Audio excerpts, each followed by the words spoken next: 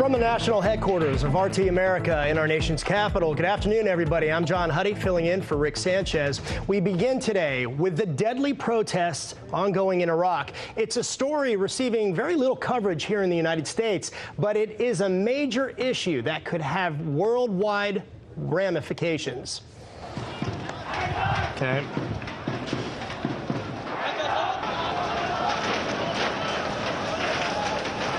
So far, more than 40 people have been killed, more than 1,000 injured in demonstrations that began October 1st and have spread throughout the southern region of the country, with thousands of people, mostly young men, speaking out against government corruption, high unemployment, and demanding better public services such as continuous electricity and water distribution. Police have used live ammunition, rubber bullets, tear gas, and water cannons to try and push the crowds back. Well, this is being called the largest act of public outrage against Iraqi Prime Minister Abdul Mahdi's government, which is only a year old at this point. Mahdi leads a technocrat-dominated cabinet. He's a Sorbonne-trained economist. His administration is supported by the United States. But despite Iraq's more than $700 billion in oil revenue over the past close to 15 years now, the country remains one of the worst places to live in the world, with a lack of potable water and continuous electricity in many of the cities. As the protests continue, the Iraqi government has implemented a near total internet blackout, trying to suppress protesters from communicating and also posting video of their marches and demonstrations. But we're seeing it and we're hearing it loud and clear. They're determined to make a change. The question now, what will that change look like? This is the news with Rick Sanchez, where we believe it's time to do news again.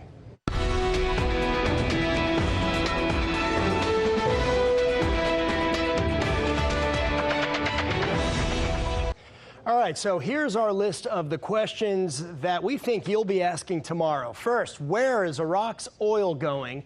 And are the violent protests in that country related?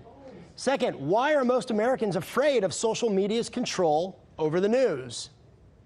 And finally, are there more markers that the economy is headed straight to a recession?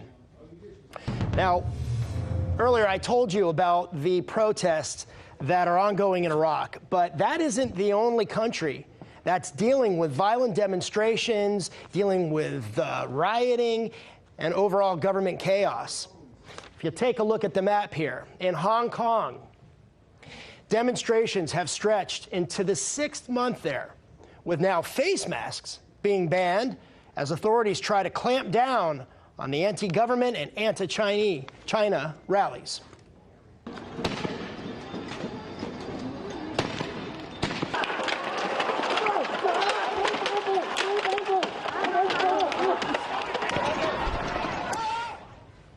And in France, the Yellow Vest movement continues now in its 46th week, with marches ongoing in Paris and other parts of the country. But this week, police also joined the protest, with thousands of French police officers marching against low wages, long hours, and increasing suicide rates in their ranks.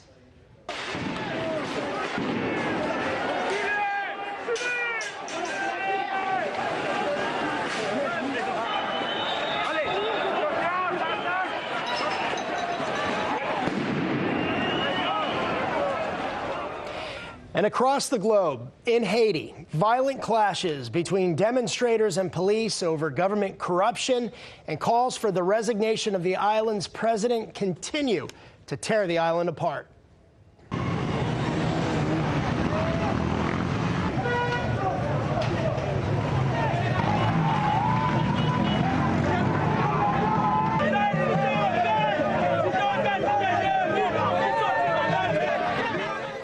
And going down to South America, Ecuador's government has declared a state of emergency as anti-government demonstrations continue to grow, with hundreds of people already arrested.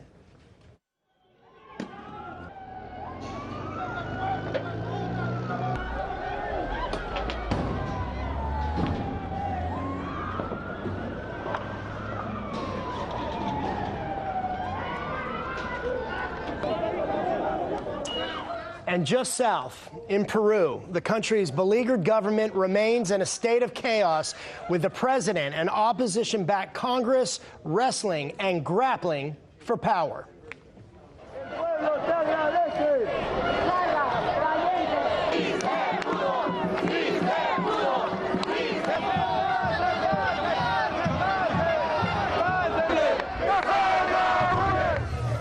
We return now to the situation in Iraq, and the eruption of protests and ensuing crackdown has raised concerns about further instability in a key oil-producing country in the Middle East. That's, of course, of interest to the United States and U.S. companies and U.S. investors and investments in Iraq, and it's also of interest to China. China has increased its investments in Iraq, surpassing $30 billion in 2018. China is considered the biggest trading partner of Iraq, and Iraq is the second biggest oil supplier to China. China has invested in international roads, highways, and railway projects in Iraq, along with a $1 billion deal to build hospitals, homes, and schools across southern Iraq. So it's clear China is in Iraq to stay. With more on this and the protests and what to expect, let's bring in our guests now. We got Bubba Horowitz, CEO of Bubba Trading, and Michael Maloof, former Pentagon official. Bubba, let's start with you and Iraq's oil interests. My question is really, who at this point controls the oil in the country? The corrupt government controls there on the country. Now that's why you're seeing the people rise up. This is almost identical to what happened in Venezuela. I mean, eventually the people rise up when they know that they have a wealthy commodity that is bringing in nothing but money, yet they're living without water, without toilets, without electricity. So again, it's held by the corrupt government. That's who holds the oil there. And how much you heard me talking about China? Of course, the United States has always had an interest, but China is playing a significant role at this point now too, right? Well, yeah, because listen, China, like the United States, they're looking for alternatives to go to, and of course, they believe, based on their regime, that they can actually almost take control of Iran by building and putting all this stuff together, so they can actually have, I think, a controlling interest in the country. And I think, again, this goes back to when you get to the top and you're with all the oligarchs and all the billionaires, they don't care about the people below them, and if they can get something going, they're going to take advantage of it. I think that's what you're seeing with China going there. What at this point, what are the U.S. interests? U.S. continues to have companies there. What are some of the main companies that remain in Iraq, and what is the U.S. interest at this point and continuing interest?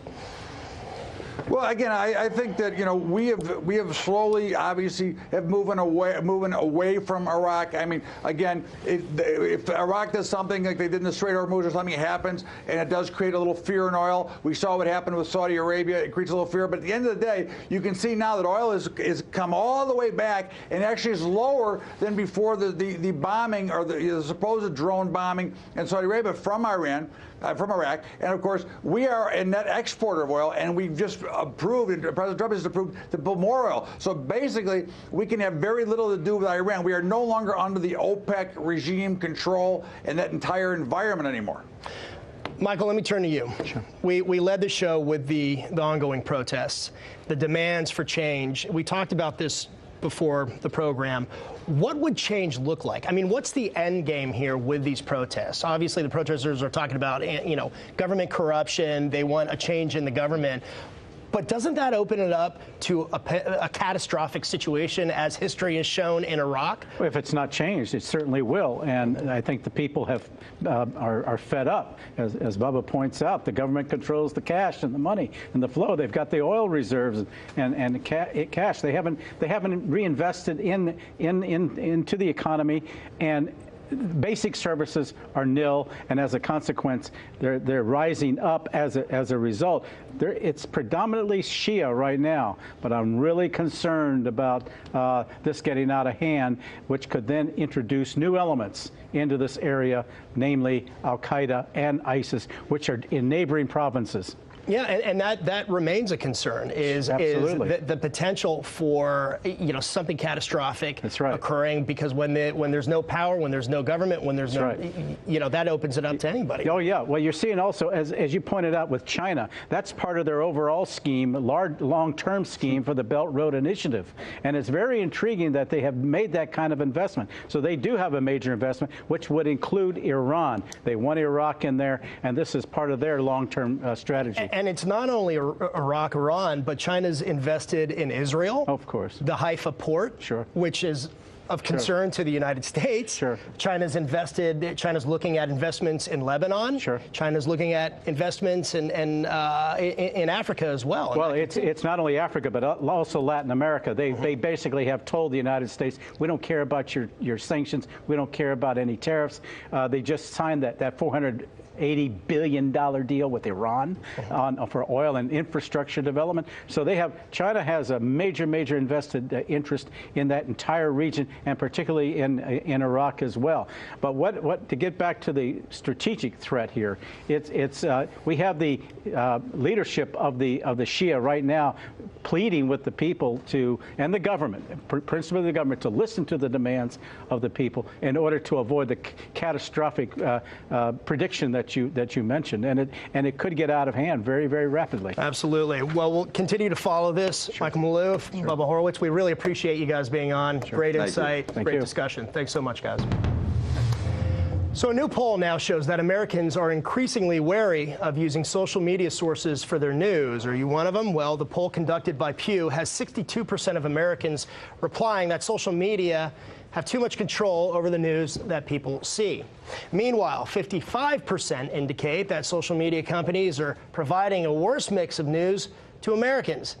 Meanwhile, Google and Comcast are soon going to head-to-head in battle. They're going to go head-to-head in a battle that may also impact how Americans use the internet. Subsidiaries of Comcast are accusing Google of using privacy concerns as a way to limit their ability to sell ads on YouTube. The legal battle may set the standard for what kind of ads you see on YouTube and who controls what ads are allowed. Well, to break all of this down, we're joined by another panel of guests, investigative journalist Ben Swan and legal and media analyst Lionel. So, Ben, is this surprising that at this point the majority of Americans mistrust social media to deliver the news?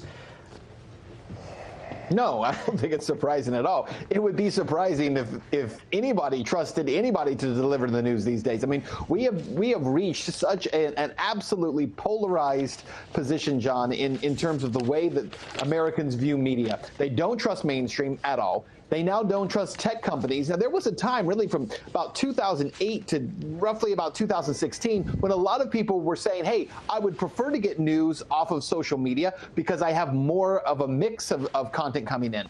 But now there's been such a muddying of the water on one hand from mainstream saying you can't trust what you see there, and on the other hand, tech companies really limiting what you see, that most of what you see on social media is still mainstream news sources. They're just funneling it through social media now. So no, it doesn't surprise me at all. And Ben, and then Lionel, I want you to jump in on this. What's it going to take really to restore America's trust in the media? It's a broad and complex question, obviously, but what's the future of America, of news in America in general, in your estimation? Well, I think that in terms of what it's going to take to restore that is greater transparency and more voices. Look, the more voices that we allow into the news media space, the more that people can, number one, hear debate. That's very important. They can get multiple sources of information, but also we can have narratives that challenge each other, and that's a positive thing. This idea of everything being left-right is a total farce. But what people need to be able to see is that there is more than just these 2 or 3 things out there that mainstream covers each and every day. And the more diversity there is in terms of information, the more accountability, I believe, as a journalist there that you will get from having people having to back up what they say rather than everyone just kind of flowing together in the same stream. Right. And Lionel, let me pivot over to you. Break down, we mentioned the battle between Google and Comcast in the intro to this. Break it down what it means for the average user of Google and YouTube. Should we should we be concerned about this merger? The average user, the average consumer, I think is not going to feel the sting of censorship when you argue it in that certain ad revenue has been diminished because Google is claiming there was a privacy concern. I don't think consumers are that interested with ads and with how that plays, because what happens is this is classic, what used to be Sherman antitrust argument, now applied to information. But if I could piggyback, if I could, on what my colleague, the good Mr. Swan just said, which is very important. You know what? When I first read this article, John, it said, or the study, it said people are not satisfied or feels comfortable with social media company, or social media, excuse me. It's the companies, not the media. I find the future is going to be citizen, civilian, foreign data, new journalists. You know, Roger Ailes one time, like him or not, when asked, do you think journalists ever need to be licensed? He says, you only need a license to cut hair. Some of the best stuff I've ever seen are from people who are just citizens with a camera or phone going out and doing this. So the answer to the question is, Americans and the world will feel again reconnected with media if they're just let alone. Post whatever you want. Give me all the warnings. If I don't like it, I'm going to hear eventually, every now and then, some hate speech, maybe a little nudity, maybe somebody using a bad word. But just let people go with the news. Leave them alone. Remove the yoke. Remove the bridle. That's the answer. But they're not about to do it anytime soon. Well, the industry certainly has changed, and the narrative continues to shift on a daily basis, and there are those who control the narrative, including President Trump, who I call Jedi Master on Twitter. He posted the early morning tweets that then really generate the headline, and almost he controls that overall narrative. And basically it's shift the focus, shift the blame, control the narrative. Lionel, going back to what you're talking about, do you think the big social media and tech companies are heading toward more monopoly, or is the government going to break it up? You know, this is the debate about Facebook, Zuckerberg, the leaked audio in that Q&A session when he was talking about Elizabeth Warren, her plans to break up big tech. Do you think that's going to happen? Do you think the government's going to force them to operate as publishers or utilities, as has been suggested? One of my dreams, and I'm sure Ben will agree, one of my dreams is in the event of full-fledged, full-blown litigation regarding this, I hope somebody goes back into the initial burgeoning points of big tech. Where did Google come from? Where did Facebook come from? What role did DARPA play in In-Q-Tel? And who are these people? And when if I'm Comcast dealing with a tech company, am I not dealing with a wholly owned subsidiary of the government? I mean, this transcends anything we've ever seen. In the old days, it was Standard Oil, and it was about rubber barons and things like that. Now it's information. And by the way, very quickly, the thing they're going to be using to throttle speech is going to be faux, fake, synthetic claims of privacy, copyright, intellectual property, hate. They will come up with more things to say, listen, we'd love you to have this. It's just the aforementioned restrictions that cause us to limit trade, when in fact it's just a bogus excuse for what they're doing. Ben, we got 30 seconds. You want to jump in? Yep. Yeah, I was going to say, just real quick, I want to mention about the Comcast thing. So there is, consumers won't notice it at all, but there is a very important thing about this Comcast coming up against Google, and that is simply this. What Google has done to the online ad market, they've absolutely obliterated it, especially for independent journalists who are trying to work, or independent content creators who are trying to create content. They have destroyed them, because what Google does is they basically close the faucet on anybody who they don't agree with, and they choke them out in terms of being able to make revenue. The same thing is happening with video ads and even on YouTube. One of the tactics that's been used on YouTube is to demonetize anyone that YouTube doesn't agree with. You are essentially starving those journalists out because they can't make a living. And that's why we need to have also break up this monopoly that Google has over the monetization of content online. All right. Great discussion. Ben Swan, Lionel, appreciate it. Thanks, guys. Thank you. Thanks, John. While most news channels today are reporting about the economy, some are saying it's riding high, others that jobs and job growth has slowed down. One major U.S. tech company announced massive layoffs. We're talking about HP Incorporated. It stated yesterday that it's cutting 9,000 jobs, or a staggering 16% of its workforce. Now, some analysts are saying that this could be a sign that the world's biggest companies are bracing themselves for the coming recession.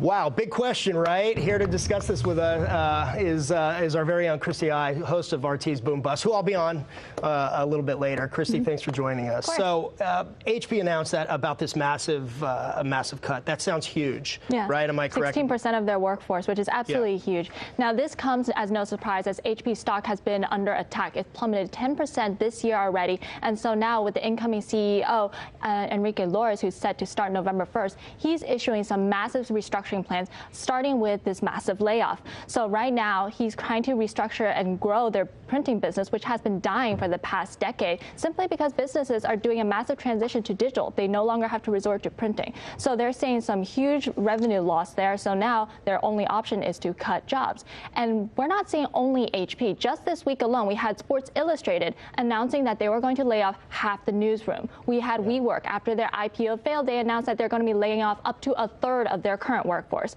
And then just in August, we had Oracle, another major U.S. tech firm, also gutting their entire flash storage division. And of course, autos leading the entire decline, doing the massive job-cutting cycle at the fastest pace since the last financial crisis. So what is this sign? What is this? Is this definitely a sign? I mean, you know, just hearing you rattle it off, I'm going, okay, wait a minute. That's a lot of companies, right? Like that's a lot of companies. That's a lot of jobs. That's a lot of the workforce. Yeah. Is this a sign of things to come, or is it kind of business as usual, companies restructuring? We do see that, but you know, certainly in tech right now. I think it's definitely a cycle, because today, with the latest job numbers, we see that unemployment is the lowest ever at 3.5%. That's the lowest unemployment number we've had in 5 decades, since 1969, actually. So, but what we have to remember is that unemployment is a lagging indicator of a recession. The reason is because there's a long tail. The first step is when companies actually start long-term investment and stop investing in CapEx. So we've seen that already. There's a decline in cyclicals, there's a decline in industrials.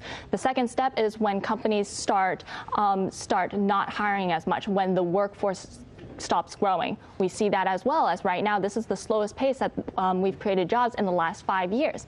And finally, we start seeing layoffs. And as we just mentioned, these were just the past layoffs that came in the last quarter alone. So we see this cycle starting to hit already. So the unemployment numbers will start to get worse. We're going to start to see that hitting. But again, that's a lagging indicator. We got about 20 seconds. If a recession does hit, what's the time frame on that? You think it'll take another 6 months, a year?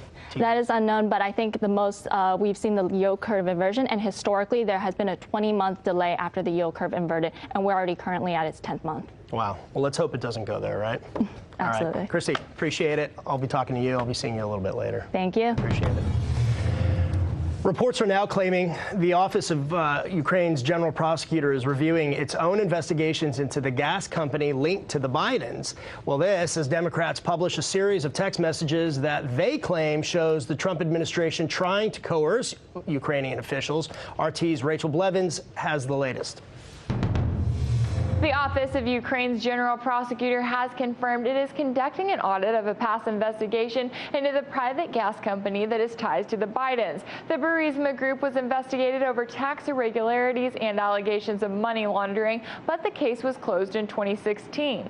While Joe Biden's son Hunter was not specifically mentioned in the investigation, he did spend 5 years as a board member of the group. Hunter Biden began that role in 2014 when his father oversaw U.S. policy in Ukraine as vice president, and he left the group in April of this year, which is also the same month Joe Biden announced he was running for president. During a press conference, Ukraine's general prosecutor said that, quote, not a single foreign or Ukrainian official or politician has called me or tried to influence my decisions regarding specific criminal cases.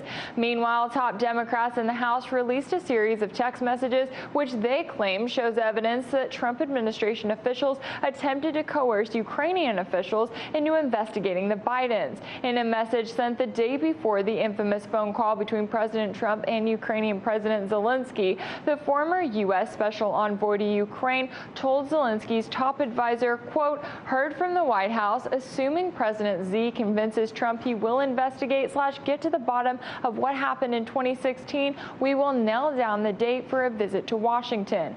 But Kurt Volker, who resigned from his position as special envoy last week, spent 10 hours testifying before lawmakers in a closed-door hearing on Thursday, and reports claimed he is contradicting the ongoing narrative. He claims instead that the 2016 investigation was mentioned in the messages not because of Joe Biden's proximity to it, but because the Trump administration had promised Zelensky that they would help him look into matters of corruption in Ukraine. As for the ongoing impeachment inquiry into Trump, reports claim that he refuses to cooperate with any investigation until a formal vote is taken by the House. In Washington, Rachel Blevins, RT. And joining us now, Redacted Tonight's Lee Camp. Funny show, funny guy. So Thank you. What do you got on tap? Thank you. I hope you weren't paid to say that. Tonight, we got everything, and I'm also going to throw in more. So we got everything and more tonight. But one of the big stories we're covering is the near revolution that's going on in Haiti right now, which our garbage heap of a mainstream media is basically not talking about at all. Yet again, the Haitian people are rising up to try and throw out the U.S.-backed president they have there. And, you know, I think a lot of people don't care about Haiti, but it's such a double standard, because if this were China or Venezuela or Iran, you know, a protester falls down and they cover it. But because if Haiti just had a little cup of oil, if they had oily skin, if they had greasy French fries, we'd be talking about this right now. But because they're a poor country, we don't seem to care about it. It doesn't get any coverage. It's true. Not only Haiti, but also Iraq. Yeah, we've been talking a lot about Iraq and what's happening in Iraq and the deadly protests that are getting more deadly and getting worse. Well, see, that they do have oil, but we already went in, so it's... And China, too. China, too, is now going in. But you're right about Haiti. It's not getting any coverage right now because it's wall-to-wall Trump impeachment, Trump impeachment. Yeah. And that's ongoing in Haiti. Also Ecuador and Peru. Yeah, there's and you know, there's a reason they want to. Our mainstream media, our corporate-led media, wants to further revolutions in certain countries that we want to bring down, such as Venezuela. But they want to not talk about revolutions in countries that we are friendly with because we like the leader there, such as Moisi in Haiti. But you know, when Trump talks about like S-hole countries, which is Haiti was one of them he was talking about, they never give any of the context that Haiti was. Threw off their you know, Western and imperialist chains with France in 1804, and then were forced for 100 years to pay reparations to France for getting free. Imagine that. That's incredible. Like, you get free, and then they say, hey, you have taken away our property, which was you, give us money. And they had to pay 80% of their GDP for 100 years. Of course they're poor. We got about 20 seconds. What else? 20 seconds to do the entire history of Haiti, yeah. I can cram it in there, wedge it in there. We also cover what just was revealed about Twitter. One of the higher-ups, one of the execs at Twitter, is a PSYOP soldier for the British government. Yep, we covered that as well. Yeah, you're going to be tackling it all. Lee Camp, Redacted Tonight. I'm going to be watching. Thank you. Appreciate it. Yeah. Well, that's our news. Thanks so much for being with us. If you have friends looking for a newscast that's not like the rest of them, tell them to catch us on YouTube. Until then, we'll see you next week when it's time to do news again.